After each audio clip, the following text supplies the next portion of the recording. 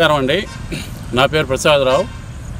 మాది ఉల్లివలస గ్రామం, జీసగడ మండలం, విజయనగరం జిల్లా. మేము గత 4-5 సంవత్సరాల నుంచి జొన్న విత్తనాలు వేసి జొన్న పంటను పండిస్తున్నాము.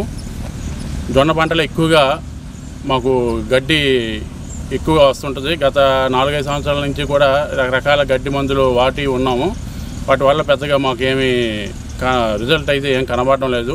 ఈ సంవత్సరం కొత్తగా మన పారిజాత వారి కంపెనీ వారి నుంచి మాకు జోయ్ అని గడ్డి మందు ఒకటి ఇచ్చారు. వాళ్ళు గడ్డి మందు మేము స్ప్రే చేసాము. గడ్డి మందు స్ప్రే చేసిన తర్వాత ఒక 5-6 రోజులుగా మనకి గడ్డి మొత్తం చనిపోయింది. మొత్తం బాగా రిజల్ట్ బాగుంది.